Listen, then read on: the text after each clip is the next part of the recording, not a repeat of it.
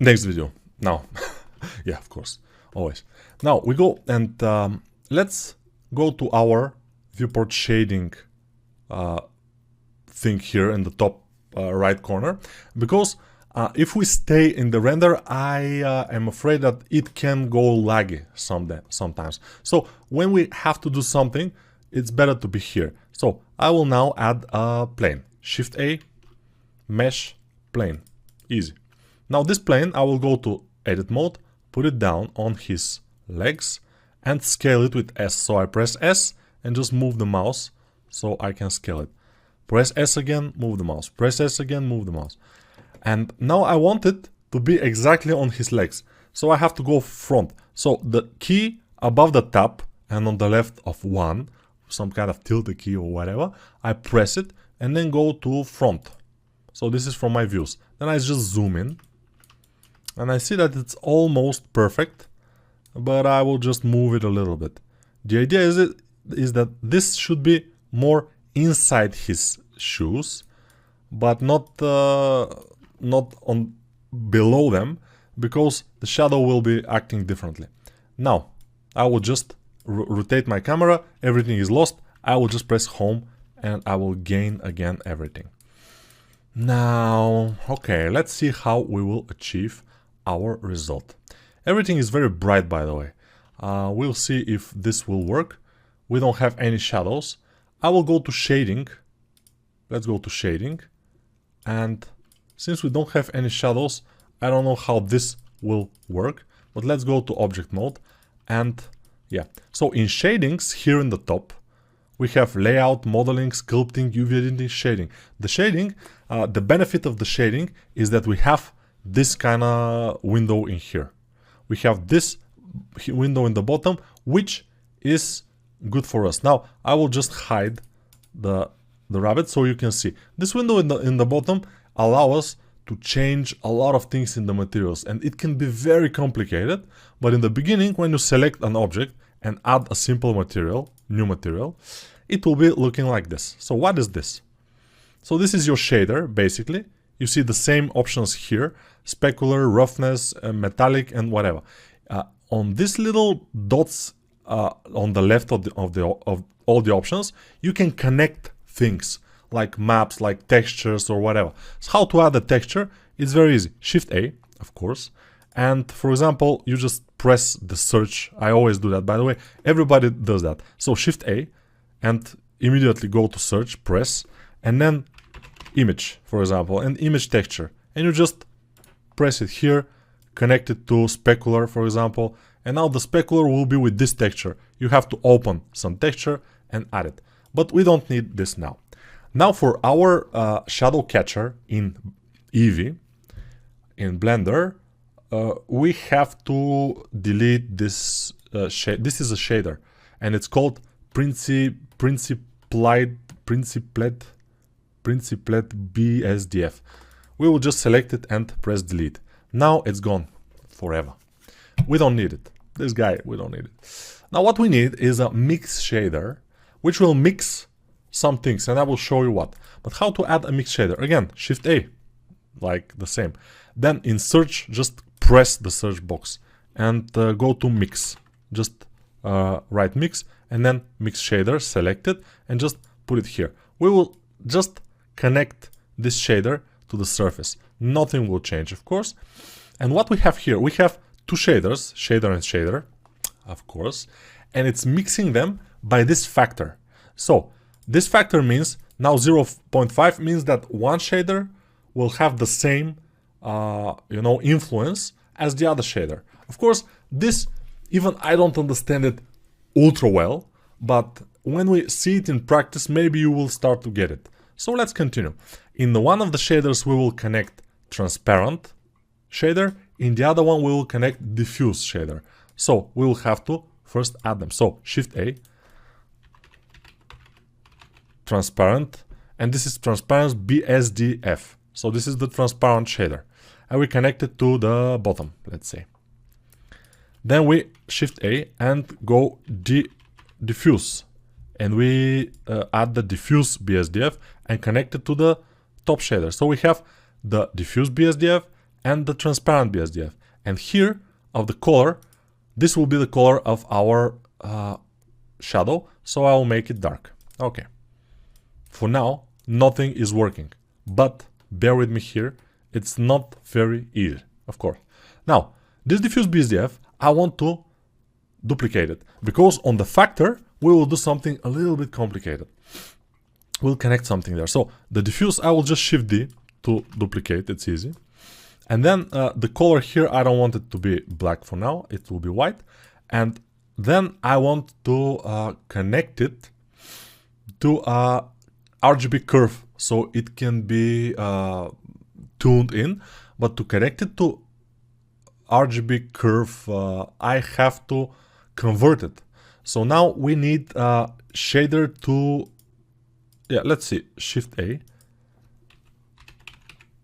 Shader to RGB, we put it here, BSDF shader, and then it will output from the shader, it will output a color. And this color we will connect it to curves, RGB curves. Let's see. No, it's not curves, it was not this. So let's try again. Where to connect it to? Let's see. Let me think. Yeah, we need color ramp. Let's Shift A. I just paused the video and went to YouTube to see it. Color ramp, yeah. Color ramp is one word, obviously. So, color connect to factor here, and color of the color ramp connect to factor of the mix shader. And now it should start to look like something at some point. But first, we need to go to our settings here on the material. We are on the material here, you see, material. And change the blend mode to alpha blend. And now it should work. But we don't have any shadow at all, which is not great. At all. We have to fix something. So let's try to work from here. Doesn't work. Here doesn't work. Let's go and make the background darker. It doesn't work. Let's go to our render. Okay. Usually, obviously, we have to go to the render here, not to be on the material preview mode. So on the render, I will just go by default. And on the render, we have a shadow, but it's a problem because it's a problem. So I will just drag this of the color ramp a little bit until we have only the shadow. So let's see it now. It's still not good, but now it should be better. So the idea here is that this is the shadow catcher. It's okay. What I will do, since I like this this shadow is not good, let's continue to, okay, now it should be better. It should work.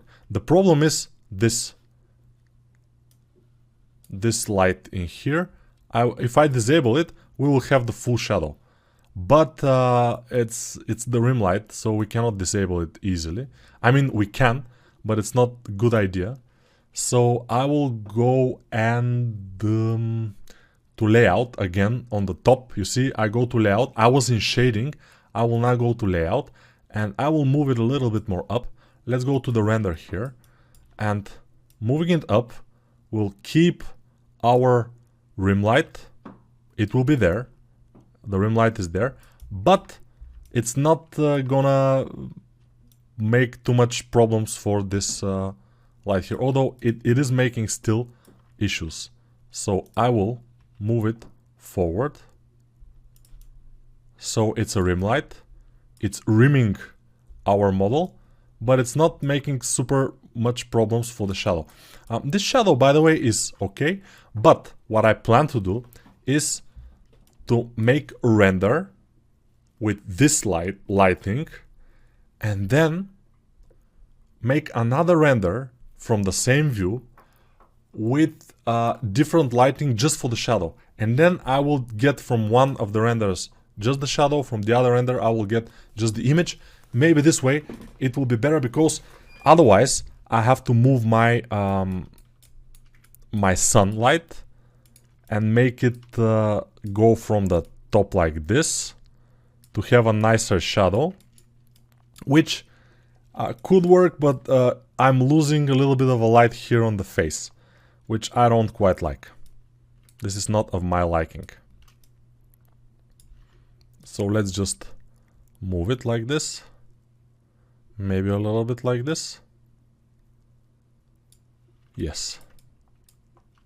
And for example, if you want your sunlight, let's go to the options of the sunlight. If you want your sunlight to be more sharp, you have to go with this angle and just make it 0, and it will be sharper.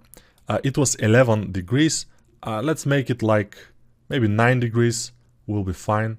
We don't want it to be ultra sharp. Let's make it very unsharp. Yeah, this is very diffuse now. 40 degrees. Probably 90. Not bad. Yeah, it depends on what we want. Do we want sharp shadows? Do we want not sharp shadows? It's up to us. It's not a problem. And the last thing before a render, for example, will be to put our camera on. So let's find it here on our list. The camera is on the top and it's somewhere, but we don't care where it is. It's here. So if we go to 0 on the numpad, this will give us our camera view. It's not good. So what I do usually, I just rotate and I make sure I have the view that I want. For example, like this. This is my view. I want to render this. So what I press is shortcut Control-Alt-0 on the numpad. They're like Control-Alt-0 on the numpad. And I press it. And now my camera is from this point of view. But I need to move it a little bit. How to move it so it fits all the character on screen? Let me show you. Pressing N will give you this. We go to view and in here, camera to viewpoint. This a little tiny icon here. If we press it and then we zoom out, it will zoom out with the camera, which means that we are adjusting our camera now, which is great. And then I will just unclick it. And now if we zoom in and out, the camera will stay in one place. I will press N to get rid of this window again. And now we have this, which is our render thing, you know. So this render thing, how to render? Let's see render options. So in here it was Eevee, render 64, viewport 16. Okay, doesn't matter. Ambient occlusion, if we put it on or put it off or whatever. Bloom, let's by the way go to bloom. Threshold, okay. Knee, nothing changes. Intensity, nothing changes. Clamp, nothing changes. So the bloom is sometimes when we have something more light, more something, we can have this bloom. You can of course check all the options. You can try exposure. By the way, exposure I don't recommend to use it for nothing. If you increase the exposure above 1, it's not a good idea. If you decrease it below 1, it's also not a super good idea, except if you want just silhouette. But you know, 1 exposure is normal. It's okay. It's always... Oh, it was not 1. So let's Control Z. It was 0.5, I think. Yeah, 0.5 is, it's okay. 0.5 in this case, okay. Gamma, also, it's not good to be something different than 1.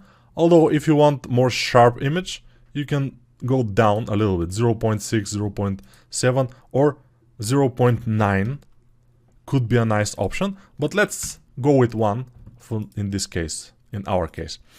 So, you can use the curves even. Use curves and do this curve. Alright. Doesn't look very bad. And you can just always disable if you don't like it. But I think I like it a little bit. It's making it a little bit sharper, kind of. But I will not use it, whatever. It doesn't matter. Now, what we want to have also is our image size. So it's just below the this is like the printer. It's an icon which seems like a printer who is printing something. And here we can choose our resolution, which in this case is Full HD, and other things. But in this case we just want our resolution. This resolution for now is okay, and we can go to press F12 for render, or we go to render and render image, which is F12, as you can see. Animation is Control F12, but let's render image and see what will happen, or if something will happen. Usually you will have an image, which is great. And now if you want to save it, because it's not saved, you go to image, save as, and save it somewhere. I will save it here, Rabbit Test 01. It's RGBA, which means it has alpha, transparency, PNG, and save as image. Now I can close this window, which was only the render window. I closed it, and now we have this. I will save this. By the way, I had to save it at 22. My mistake, but whatever. It's cool. Now we have image, and we have our model. I will go and open Photoshop. I'm with the older version of Photoshop. It's 2019, but it doesn't matter. It's completely okay. Whatever, even if you're with super old version like from 2000, let's say 2015, 2014 even, it's fine. We are waiting for Photoshop to open, which is great. But everybody should have a program like Photoshop. Maybe GIMP will also work. But of course, I am used to work with Photoshop because I always used Photoshop in my work. And it's not cheating to go and just fix your renders in Photoshop after the render, after the fact. Or in our case, when we make a turntable video, I am then kind of fixing it. It's not exactly fixing, but I'm working on it in After Effects, which is a little bit different program already. So it's, yeah, I will not exactly show it. So we open Photoshop, we then open our file like this.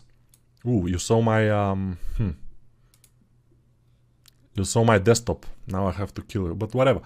So I get the Rabbit test image from, because I have two monitors, from the other monitor, and I just drop it into Photoshop. And we have this. And now I have to open my layers. They're here in the bottom. Okay, layers, good.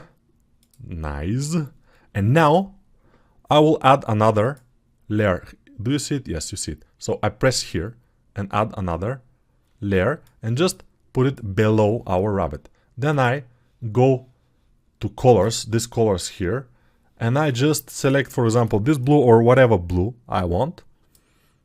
I select one blue and then fill this bottom layer with this blue with Alt Delete. Alt Delete is fill. So we fill this. And now this background is okay, but it doesn't work for me. I don't like it. So I will duplicate this just to have it. And then I will go to my smudge tool, no, burn tool. Okay, we go to the burn tool, which is this fist-like icon, like this.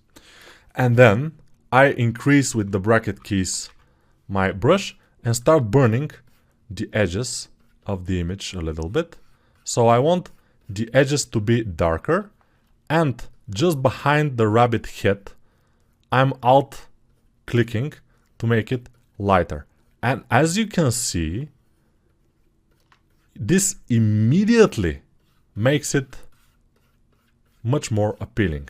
Although this darkening of the edges made them muddy. So we have to deal with this by multiplying. Okay, multiply is okay. I will just dial the opacity a little bit down. And now I have multiplied the top layer to the bottom layer. And now the muddiness is not as bad. Let's try with overlay. Overlay is even better. You see? Overlay is even better. So now it's good. So the overlay is the mode of this layer that we have made with the dark and light spots. And now this looks relatively fine. We can go to the render itself and we can fix some things. If it's too dark, we can alt drag in some areas to make them darker or lighter, whatever it's necessary. to make it look good. Most of the time you want your head to be the lightest part, and the bottom, the legs and everything else could be more dark. But this is on most characters. In the cartoon character you can have everything lit. It's not a big issue. It's the main problem it will be if it's not lit enough. Now what I can do also is duplicate this and make this is effects here, and I will add outer stroke, no, just stroke. This is a stroke.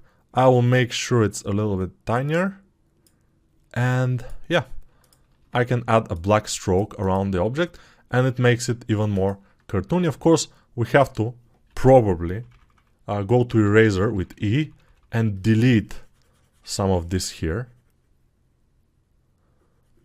Because it's making a stroke on the shadow, and since it's half transparent, it's not working very well. That's why I am deleting everything with E. E is erase. Other than that, it's looking promising. We can even make the sword like this. No, I don't like it. I will just try to delete this. Okay. You see, you can also do this if you want. Of course, you can change the color of the stroke. You click on the stroke, double click on the stroke or the effects, and then you change the color to white. The white stroke color also looks relatively good. You can zoom in and out with Control spacebar and click, Control spacebar click, or Control Alt spacebar click. Okay, I have to close this. And no, Alt spacebar and Control spacebar, yes.